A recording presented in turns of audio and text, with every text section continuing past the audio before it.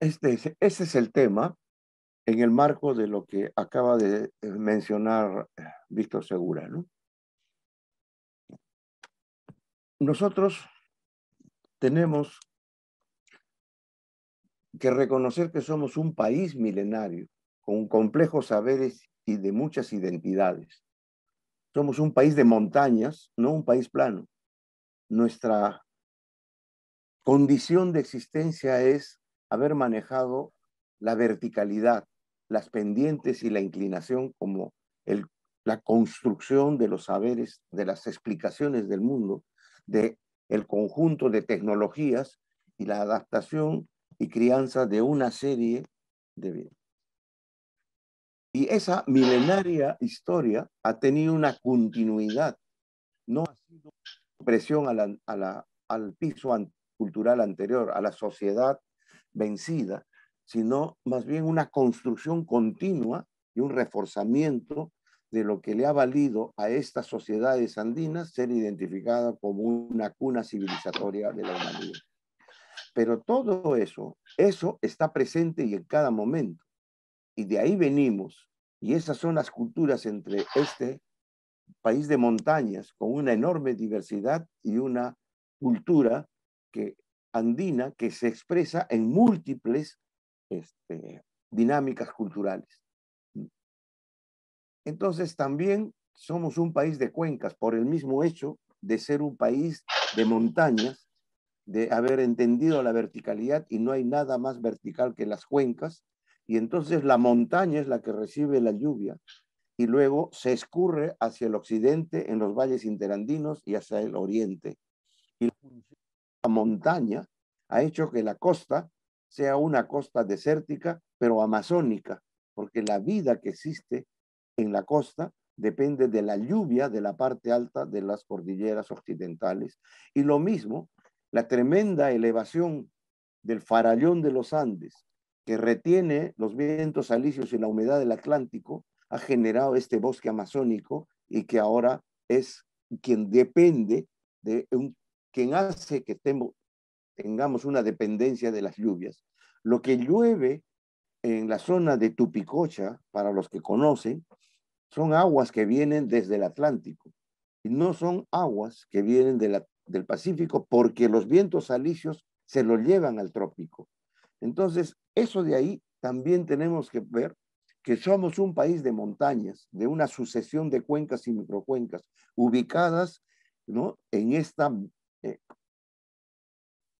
en la zona tropical del planeta. Entonces somos las únicas montañas que retienen los glaciales tropicales más numerosos del mundo. Y esa tropicalidad le da una característica que no existe en otras montañas. Y eso es lo que aumenta la diversidad. Por lo tanto, la vida es una sucesión de detalles y no hay nada que se pueda decir en singular porque todo es en plural. Entonces no hay una montaña, hay muchas montañas, no hay una cuenca, hay muchas cuencas, hay muchas microcuencas y dentro de la cuenca todas son distintas y así sucesivamente. Y esa construcción del pensamiento sobre la base de la diversidad nos ha diferenciado toda la vida de esto. Este escenario es el que tenemos donde se reproducen las condiciones materiales de las sociedades. Este es nuestro gran paisaje y a partir de esto se puede entender la selva y la costa. Ninguno de los habitantes de la costa estuvieron alejados de este paisaje y de esa conciencia de que el agua provenía de estos lugares, exactamente igual que en la selva. El intercambio ha sido muy intenso y el Capañán hace una evidencia de esa tremenda dinámica de transhumantes que han estado conociendo a pie el conjunto de diversidades y de ejercicios de las estrategias de reproducción de la vida dentro de una gran cosmogonía explicativa de esta presencia humana en la Tierra. Entonces, digamos, es en esas condiciones que se crean las múltiples soluciones para la reproducción material de las sociedades. Y este tremendo aprendizaje para manejar en sus distintas manifestaciones topográficas, en sus condiciones climáticas de precipitación y de estacionalidad, etcétera, ha sido la gran riqueza que se ha construido acá para darse un conjunto de soluciones, respuestas y desafíos a construir. Y entonces, mirar las montañas tiene explicación de ser los apus en el sentido tutelar, no Dios en el sentido cristiano, ni en el sentido monoteísta, ni politeísta, sino más bien en un sentido reverencial de reconocer las funciones que la montaña con esa elevación permite el escurrimiento de la dinámica, no solamente del agua, sino de los distintos pisos ecológicos con los ecosistemas y las articulaciones que hay de manera vertical y de manera horizontal. Esta complejidad fue asumida con estas características que hasta ahora no interpretadas de modo amplio, correcto. Y entonces nosotros somos el resultado, lo que vivimos hoy es el resultado de una larga historia de la construcción de la cultura andino-amazónica, que se rompe con la conquista e instauración del poder colonial. A partir de ese momento conviven dos epistemes de manera conflictiva, interrelacionada, absolutamente entremezclada, que es uno de la mirada colonial de la matriz occidental eurocentrista, que explica las cosas a partir de los elementos cognitivos, de los elementos epistémicos, de los elementos de cartesianos, de la explicación de ese mecanicismo bastante desarrollado, muy pragmático, pero que estaba en función de esta concepción primero colonial para extraer al máximo y llevarlo a España, ¿no? Y luego con la sociedad criolla en la independencia, que continúa con esa matriz. Sin embargo, siendo estrictos, convive otra manera de entender para una gran parte de la población y que es ninguneada, es discriminada, es distanciada, es segregada, es considerada insuperable. Entonces se crea un discurso de no atender esto porque la modernización es, y ese es el sustrato de lo que ahora tenemos, porque hay otro eje conceptual, otro eje de poder, otros intereses que han privilegiado sobre las otras maneras, conocimientos y respuestas, tecnologías y organizaciones y jerarquía de organizaciones para atender esta complejidad de las montañas. Y entonces estamos en una permanente vida de una simultánea tensión entre la visión y la resistencia, entre la visión antropocéntrica y la mirada geobiocéntrica, entre la mirada egocéntrica en el sentido del egoísmo, el individualismo, y la ecocéntrica o biocéntrica de esta complejidad de la convivencia sociedad-naturaleza. Entonces, este sustrato sumamente complejo no aparece en nuestra normativa. Solo la línea morada es la que aparece subordinando a todas las demás y sintiendo que estos no quieren aprender, no saben aprender y los otros son eruditos. Y por eso es que paso a esta otra, que es otra de las diferencias. En esta pintura, la idea es graficar un diálogo de sujetos. Aquí no hay objeto y sujeto, no hay una mirada antropocéntrica. Aquí hay una mirada múltiple de dinámicas entre sujetos. Sujetos son las montañas, los ecosistemas, las especies, las comunidades de especies, los fenómenos climáticos, los fenómenos, las rotaciones de la aparición de las estrellas. Todo eso es una concepción anímica de entender que hablan, que tienen lenguaje y que hay que interpretar los lenguajes para pensar en la convivencia. Y esto significa que lo social no es la relación entre humanos solamente, como nos han siempre dicho en la academia, en el colegio y en la política pública. La dimensión social es solamente los humanos, mientras que en el mundo y en la montaña del mundo andino y amazónico y en la montaña y en la selva, todo tiene animación, todo tiene tiempos de expresiones del lenguaje, manifestaciones y estacionalidades distintas, pero conviviendo en las estacionalidades humanas. Por lo tanto, entonces, la dimensión social es, en la concepción antropocéntrica, es reducida. En la concepción andina es absolutamente más amplia, lleno de significados y significantes. Solo así se explica la reciprocidad de entre sujetos y no solamente entre humanos, y esa complementariedad no solamente entre humanos, sino también entre todo lo que conforma la naturaleza. Y entonces esto es lo que explica las sociedades en un país de montañas, desde microcuencas y cuencas, en la construcción de territorios, desde la crianza del mundo en su totalidad y la crianza social del agua, porque no es un elemento individual, sino que tiene que ser la manera colectiva de enfrentar los retos que la montaña, la verticalidad y la compleja megadiversidad te están exponiendo. Entonces, cuando se habla de construcción del buen vivir, le estás dando un horizonte, un a dónde quiero llegar, ¿no?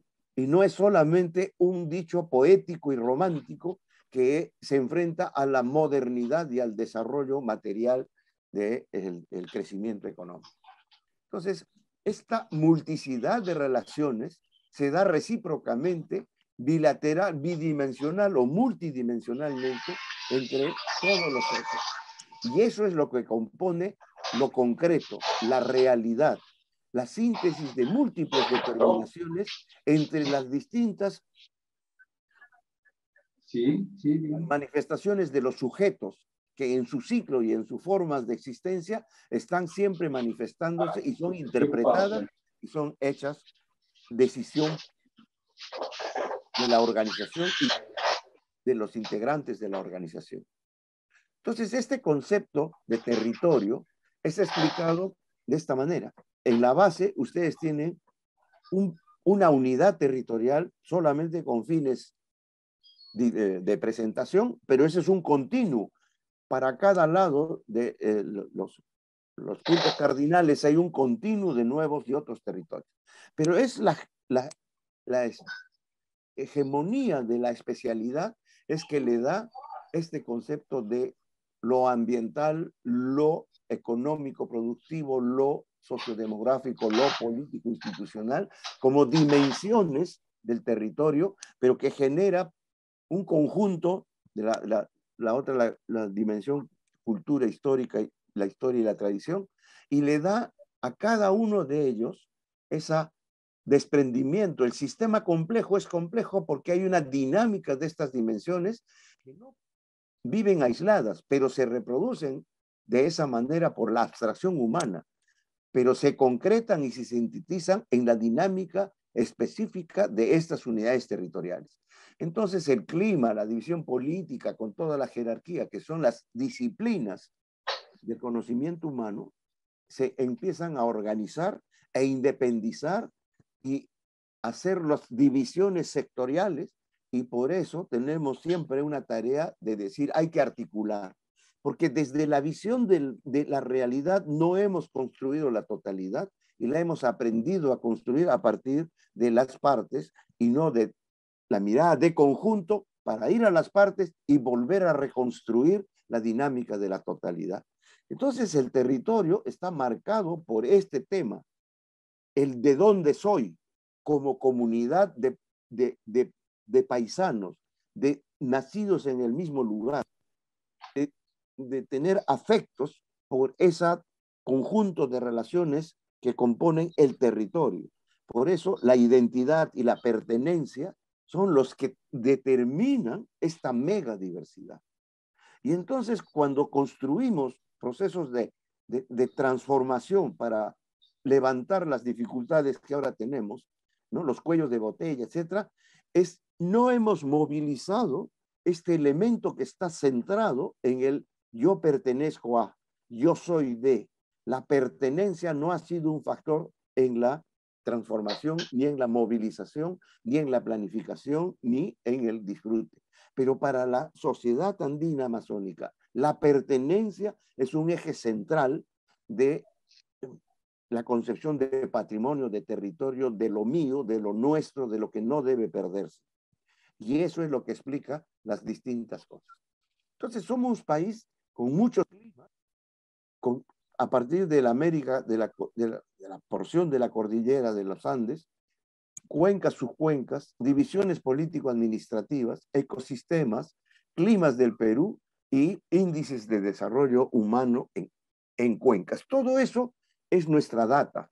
A nivel nacional tenemos eso, a nivel departamental tenemos eso, a nivel provincial tenemos esto. Hemos llegado hasta el nivel distrital y en el nivel distrital hemos hecho lo de las cuencas. Pero las cuencas siguen siendo grandotas y no hemos llegado a organizar todo esto en las unidades de microcuenca, que es donde realmente se reproducen las relaciones de esta complejidad de naturaleza y de sociedad que en cada escala están en permanente interrelación. Entonces, aquí yo pongo las prácticas que tenemos y los riesgos que tenemos. Nosotros, el cambio climático, se calcula que perdería un porcentaje significativo de las reservas de agua dulce y de glaciares. Perderíamos especies de fauna y flora, o ya se están perdiendo, que se extinguirían por desaparición de sus hábitats. Extensas áreas de cultivo y de bosques se echarían a perder por sequías, incendios forestales, ¿no? Mientras que obras de infraestructura vial quedarían destruidas, entre otras calamidades, por los fenómenos extremos, los eventos extremos del clima, en la lluvia o falta de ella, o el movimiento de masas, etc. Y tenemos esta práctica que está a la derecha, que es el conjunto de temas en los cuales nuestro comportamiento basado en esa concepción lineal, mecánica, eurocéntrica y antropocéntrica, es decir, hemos hecho la tala hasta la tala ilegal, contaminación de aguas y residuos sólidos, un patrón de consumo dependiente del exterior, una normatividad que no se adelanta, sino quiere cerrar brechas, es decir, es reactiva, no se adelanta, una obsesión por megaproyectos, una debilidad, todo el mundo reconoce las debilidades institucionales pensando que todo eso se basa en falta de presupuesto, no encuentran que existe una debilidad conceptual para atender la dinámica de las montañas. Con ese aparato cognitivo, con ese aparato conceptual que se maneja, es imposible trabajar en las montañas. La verticalidad no está presente y la megadiversidad no está presente. Son temas para los especialistas, no para la vida cotidiana. Entonces, tenemos una cultura organizacional, sectorial y desarticulada, totalmente fragmentada y por compartimentos, y una cultura que se reproduce en todas las escalas de centralismo y verticalidad. Por lo tanto, un sistema muy autoritario de implementar la política. Eso es el marco. Pero si nosotros miramos nuestra realidad y vemos este mapa de las comunidades andinas y amazónicas, estamos viendo cuánto de la geografía, de la extensión geográfica, están estas ocupadas. Entonces tenemos esto que no están completas, pero están acá un conjunto de departamentos con un número de comunidades campesinas, ¿no es cierto?, que no son parte de los planes de desarrollo. Y aquí estamos viendo que el conjunto de comunidades, ¿no?, de los 38 millones que está en el censo, supongamos que es cierto, esos 38 millones de hectáreas para la actividad agropecuaria, 16 millones están en comunidades campesinas de las que se han establecido, reconocido o registrado. Y 18%, o sea, 7 millones de hectáreas están en manos de pueblos originarios y comunidades nativas. Es decir, como ustedes verán, de esta realidad, ¿no es cierto?, 60% está en gestión de las comunidades campesinas y las comunidades nativas y amazónicas de pueblos originarios. Pero todavía podemos ver que donde no hay comunidades, hay una dinámica comunitaria de los pueblos. Pero no los vemos porque nos hemos quedado hasta la división político-administrativa de la municipalidad. Y a esta municipalidad la hemos bautizado como el gobierno local. Y con eso hemos invisibilizado todas las comunidades que están dentro de esa jurisdicción político-administrativa o geográfico administratoria. Esa es la idea. Entonces, no estamos entendiendo que para las montañas y para la megadiversidad, para la estacionalidad, ¿no es cierto? El ejemplo de 15.000 años de historia, con una ruptura de 500 años en el cambio conceptual y la hegemonía de la mirada eurocéntrica utilitaria, nos ha devenido ahora, en un momento neoliberal, a retornar al criterio aristocrático de ser primario exportador. Todos los intentos de la diversificación han sido aniquilados por esta visión hegemónica de la concepción eurocéntrica, de la concepción de la modernidad en ese sentido, de los egocentrismos como concepción el máximo referente de la individualidad, y una denostación, una marginación, una ninguneo, una absurda segregación. Todos los elementos que más bien basan que el individuo se construye dentro de la comunidad, que el individuo es un factor de la construcción social de los territorios, que él vale en la medida en que es parte de una comunidad. Eso se ha perdido como elemento de decisión. Sin embargo, todos los procesos de planificación están hablando de este tema y lo están repitiendo. Entonces, si miramos cuantitativamente lo que les digo, vamos a ver que tenemos un país con 128.500.000 y picos hectáreas. De eso, 38 millones, según el censo de Senagro 2012, son aptitud agropecuaria. Son registradas con actividades agropecuarias que van desde terrenos en limpio, secano, bosques y pasturas. Y según eso, 2.113.000 unidades agropecuarias unidades agropecuarias están allí, porque el censo ha registrado eso a partir de la determinación de la FAO, de decir la agricultura familiar. Nosotros hemos importado ese término de agricultura familiar con su clasificación. Hace 50 años ese término no existía en el Perú ni en la literatura peruana. Había otras maneras de mirar la agricultura de costa y la agricultura de sierra y la agricultura de la ceja de selva. Entonces, eran otra manera de mirar por asociaciones, por valles, por comunidades, por pueblos, por sistemas de riego, etc. Bueno, pero esa realidad mira que 16 millones son de gestión comunal de la comunidad campesina y 7 millones en total, 23 millones de los 38 millones están bajo esa gestión. ¿Y cuál es el resto que queda? ¿No? Esta es la suma de unidades.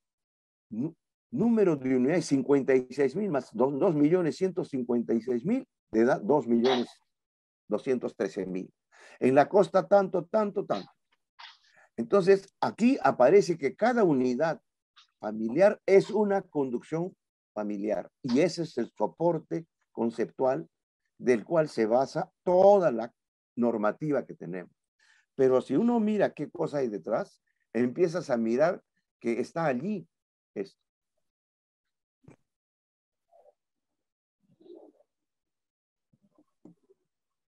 Entonces tenemos que están excluidas de esto. Y entonces una comunidad es igual a una unidad agropecuaria. En la mirada de la tipología que hace el censo. Y entonces otros son 3.000, otros son unidades, sociedades empresariales como cooperativas, 3.000, y unidades de persona natural, y a mí me hace sospechar que son doblemente contabilizados este tipo de realidades. Y entonces están ocupando eso Entonces viene la titulación, viene la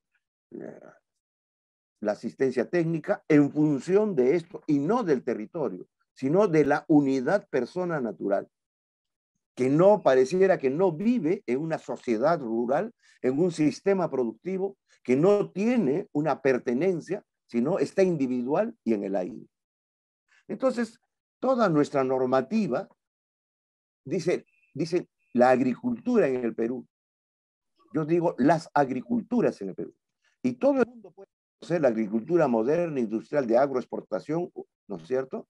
Y después aparece como la otra y indiscutible, que son la agricultura de pequeños productores independientes, como independientes en todo el sentido, de no pertenencia a ninguna dinámica comunitaria, social, de pueblo, nada. Está independiente. Y ese es el borde que hay. Y a eso se le dice agricultura familiar. Y con eso se construye todo un argumento, pero no hay ni normativa, ni política, ni instrumentos, ni medidas para las otras agriculturas que no son de esta pequeña ni de la moderna. Y más bien es la moderna la que impone, vía los mecanismos de la asociatividad productiva, la articulación a esta dinámica agroexportadora del rol primario exportador. Entonces, en mi mirada, no hay agricultor individual que pueda ser sostenible desde esa condición. Es en la condición de su pertenencia a una dinámica social mucho mayor y que como política pública debería ser estimulada, promovida para poder ampliar las capacidades que las limitaciones de la individualidad por el destino de la parcelación o de la heredad, etcétera, la parcelación de tierras post reforma agraria ha quedado, ¿no es cierto? Pero obviamente todos aquí sabemos que la parcelación se hizo para liberar el mercado de tierras en las zonas de mayor potencial agropecuario. Entonces, la misma FAO reconoce que no debe ser tomado al pie de la letra que ahora tenemos como agricultura de subsistencia intermedia y consolidada. La pequeña agricultura, ¿hasta dónde llega? Hasta las 10 hectáreas, 20 hectáreas, ¿hasta dónde llega? Es decir, no puede haber planificación de valle, según este tema. No puede haber planificación por sector de riego. No puede haber planificación por pueblo, que organiza la interrelación urbano-rural de una manera que puede tener servicios como agua, saneamiento, alimentación, vial, educación, salud, y también la organización social para la gestión del agua. Eso lo hace la Junta de Usuarios, no lo hago yo. Entonces, ese tipo de razonamientos ha ido reduciendo la complejidad del concepto territorio y de la dinámica territorial del conjunto de actores que están localizados en estas culturas. Entonces dice, el abordaje sectorial de la agricultura familiar como actividad productiva es necesario, pero insuficiente. No considera la diversidad de estrategias de las familias campesinas en comunidades y en diversidad de contextos. Texto, ahí está la cita. Dada la diversidad de situaciones y condiciones de producción y de contextos sociopolíticos, es necesario adoptar políticas públicas indicativas que se materialicen desde lo local. ¿Y qué es lo local? No está hablando qué es lo distrital. Está hablando de esas unidades territoriales de producción agropecuaria. Desde la agricultura se construyen los territorios cuya estructuración, diversificación y desarrollo fortalecen y definen su propia categoría social. Es decir, de dónde y a qué pertenezco. Las unidades productivas de base familiar no deben ser consideradas de manera aislada, por cuando forman parte de conjuntos por relaciones sociales de diversa índole, de reciprocidad, colaboración, parentesco y vecindad, cultura e identidad compartidas. La misma FAO está diciendo, lo que digo tiene sentido, pero tengan presente las realidades locales. las realidades históricas, las realidades de las pertenencias, de las realidades, de las matrices conceptuales. La política pública orientada a la agricultura familiar debe reconocer primero su naturaleza social y territorial para potenciar las economías de escala de sistemas localizados y dispersos y contribuir a la generación de bienes públicos para favorecer su desarrollo integral.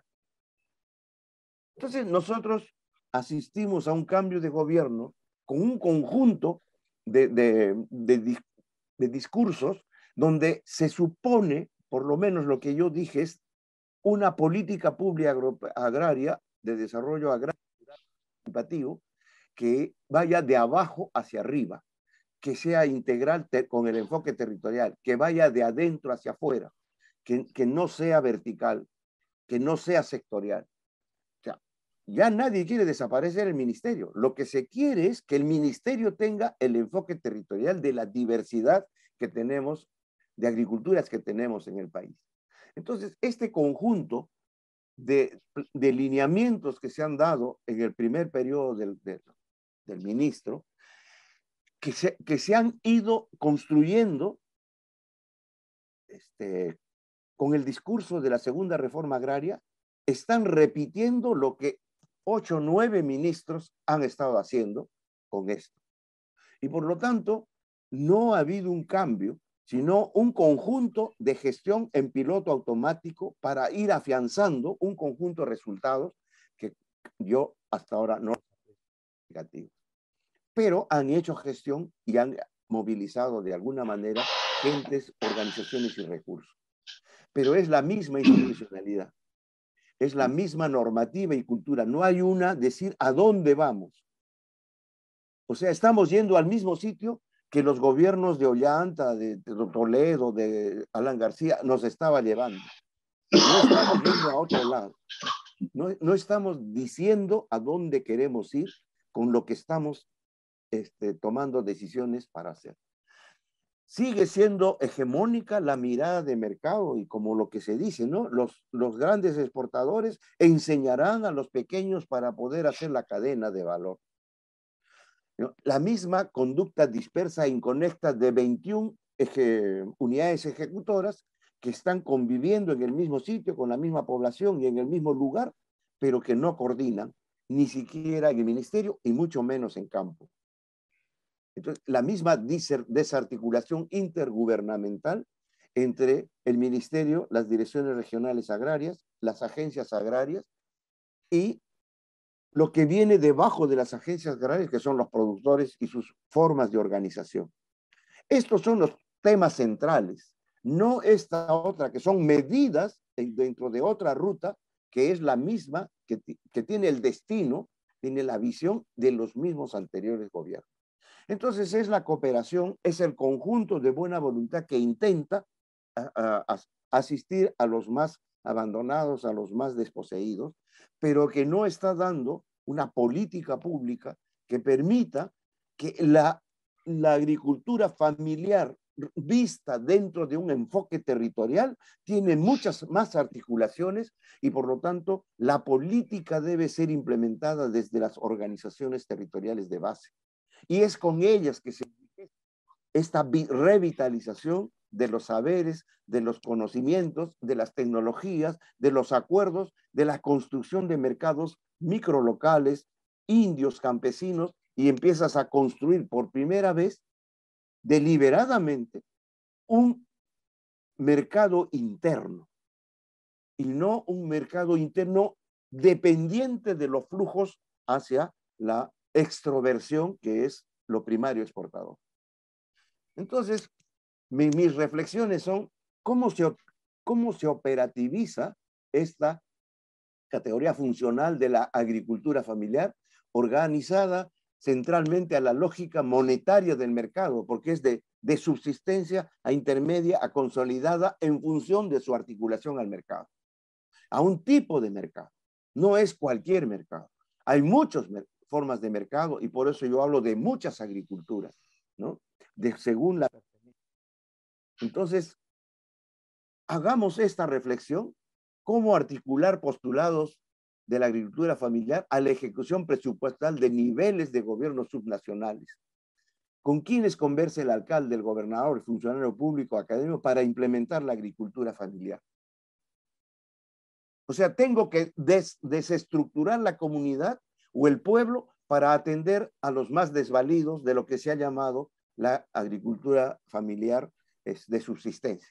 Ya déjense de tener fiestas, hay que concentrarse en el programa de asistencia. La convivencia no existe. No hay una agricultura ritual absolutamente estacional con un calendario festivo y un calendario cívico y un calendario absolutamente determinado por la estacionalidad de las lluvias, etc. Entonces, ese tipo de desarraigo es lo que yo estoy poniendo en cuestión para que seamos activos. La base conceptual en la que descansa la deseada fuerza de la agricultura familiar será posible de ser implementada desde esta realidad multicultural, multidiversa y plurilingüística.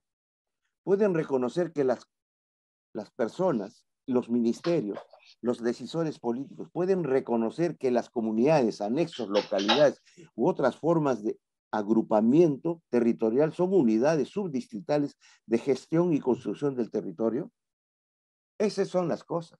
Entonces, la primera cosa que yo digo, solamente como un ejercicio mental, ¿no? Y que estaba en mi propuesta, es, así teníamos 4 suyos. Bueno, nosotros seguimos teniendo 4 suyos, que son lo que yo le llamo todo esto, el suyo, el Jatún suyo norte, centro, sur o nororiente o amazónico, son una organización de los sentimientos regional como factor animador de la movilización. Ya con esta primera estructuración del país para una política pública, yo estoy diciendo, se recentraliza la atención del ministerio con sus unidades ejecutoras, con los gobiernos locales, con los gobiernos regionales y los gobiernos provinciales y distritales y las comunidades, porque voy más abajo para estructurar allí los compromisos de ejecución. Igual para la centro, no le estoy forzando a nadie que diga si pertenece o no pertenece. No es la regionalización política del país, es la descentralización funcional de la política agraria para atender lo que está más allá del concepto agricultura familiar. Y entonces yo estoy construyendo toda esta reflexión a partir de las distintas localidades en esa mega diversidad de cada uno de las macroregiones. Y a partir de las cuencas y a partir de las unidades territoriales, que empiezo a no confundir lo que van a ser los aportes de Sierra Azul, etcétera, etcétera, o los proyectos de las ONGs, o los proyectos y programas, los empiezo a recentralizar en función de la dinámica cultural de las pertenencias que existen en cada sitio. De esa manera, nosotros podemos mirar que esta realidad del agua a nivel planetario, que está cuantificada y que sabemos todos sus estadios en el ciclo, tiene que ser entendida ya no a nivel planetario, sino a nivel de microcuenca. Es aquí donde se vive y se toman decisiones. Y nadie está pensando esto porque no, me lo tiene que dar Senami, me lo tiene que dar la agencia. No es esta misma sociedad la que construye y reconstruye su capacidad de pronóstico climático y esas otras cosas. Es decir, esas cultivos, estacionalidad, fisiología de los cultivos, la atención de las labores culturales, etcétera, tienen una dinámica de hormigueo. Y eso es porque las cuencas y el agua no se manejan ni se gestionan, se manejan las intervenciones que los humanos. Por eso lo territorial es sumamente cultural. Y eso es un horizonte que en un país de montañas está dado por la colectividad que define la identidad. No hay identidad con el DNI. Eso es un número para el control. Pero no hay identidad, pertenencia, yo soy de, con orgullo, para poder decir. Entonces, esta realidad que ustedes ven, de esta organización de los espacios agrarios, para todo esto, y seguramente aquí hay un ordenamiento en el pero no le llaman ordenamiento territorial. Le llaman esa capacidad de entender la agricultura en la montaña, la agricultura en la condición de verticalidad, la agricultura en el sentido de la estacionalidad de un país que está en el trópico, y que eso es la riqueza que no estamos hablando. Entonces aquí hay una sucesión de acuerdos entre las familias, entre la jerarquía de la organización, entre la organización para el uso del agua, entre la ritualidad y la propia calendario agrícola. Entonces, esa tremenda riqueza desaparece cuando solamente se habla de las herramientas para la agricultura familiar, porque la pertenencia no existe. Y entonces, cuando vemos que estas cosas se organizan de esa manera, con esta realidad, que también la puedo poner en la costa. Aquí llueve y en cada sitio llueve distinto, y su organización está en función de esa recepción de la lluvia. En la costa ya no llueve, viene por el centro el río y distribuye, pero distribuye exactamente lo mismo. Lo que pasa es que hemos perdido entre la posición en la hacienda para la reforma agraria con las cooperativas, las parcelamiento o la parcelación de las tierras, la mercado de tierras, hemos ido abandonando porque no hay política pública para ellos. Hay política pública para la concentración de la tierra, política pública para los grandes megaproyectos hidráulicos y la asociación con tierras, que ahora son un nuevo latifundismo que llega a que el titular que tiene más número de tierras antes de la reforma agraria, el más grande de los latifundios tenía 31.000 hectáreas. Ahora, con el sistema de sociedad anónima, se llega a 89.000 hectáreas las tierras del grupo Rodríguez Banda, seguido de otros, ¿no?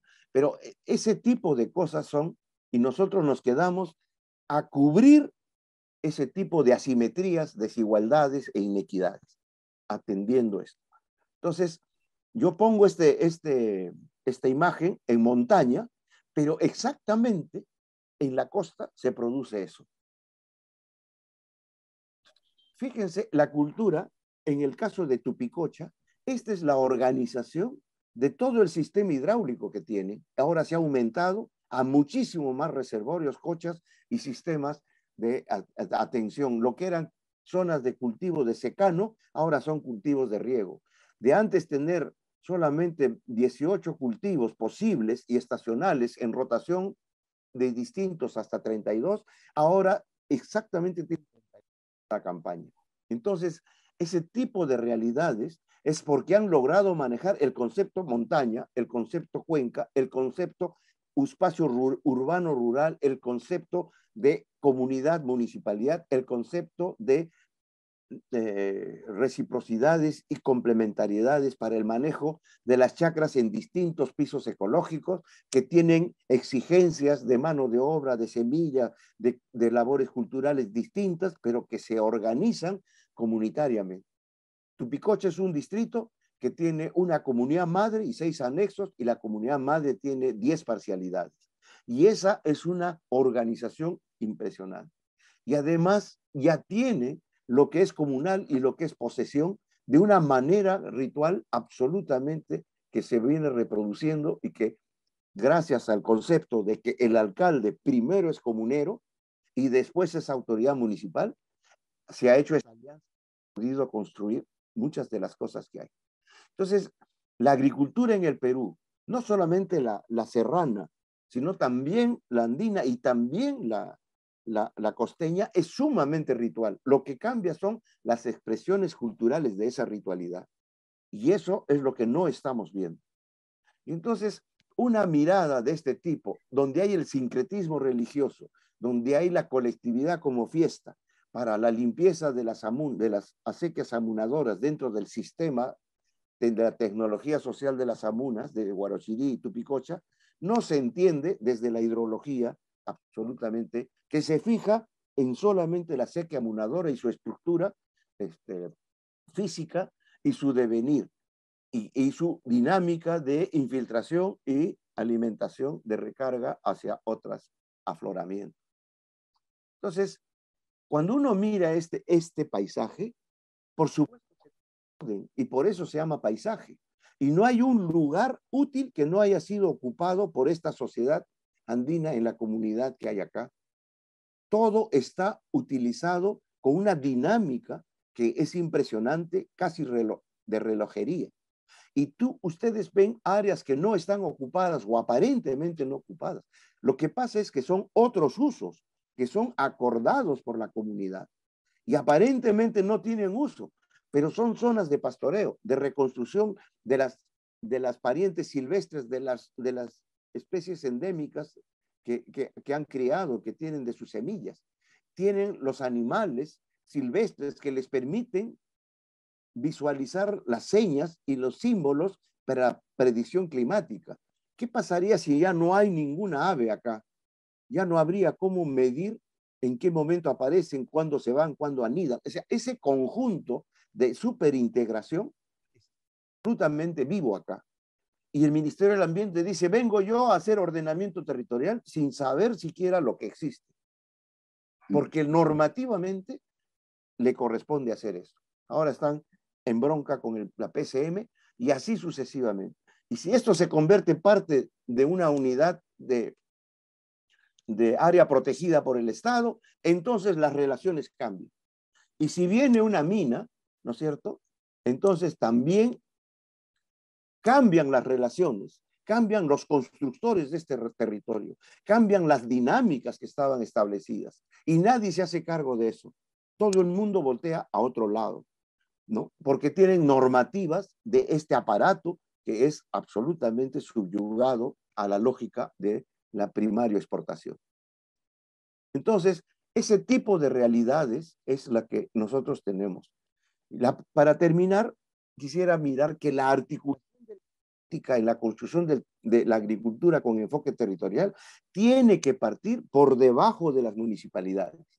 Las municipalidades tienen que ser agentes de la revitalización de la dinámica de las comunidades, de los pueblos, de las localidades que están dentro de eso. Con eso se redefiniría por completo la metodología y la ruta del presupuesto participativo, que es por actores, no por unidades territoriales. Y las municipalidades tendrían que así hacer para poder cubrir la ocupación del espacio desde la función de la reproducción de la cultura. Y en ese sentido, no es hegemónico lo económico, sino es parte de la reproducción del conjunto integrado de la sociedad y de la cultura de esta sociedad. Y si así podemos ver, entonces el gobierno nacional debería tener una política indicativa. El gobierno regional debería tener una política a su alcance, con su propia normativa, a las características de sus provincias. Y lo mismo las distritales, y que las que realmente ejecutan la política pública de la gestión agraria, agropecuaria, son estas localidades, que son en este ordenamiento, en este diseño institucional, en esta cultura conceptual, no existen. Y los hemos agredido poniéndole una nueva categoría en el que dice, dice, agricultura familiar, manacho. ¿Tú eres agricultura familiar o eres comunidad? ¿No?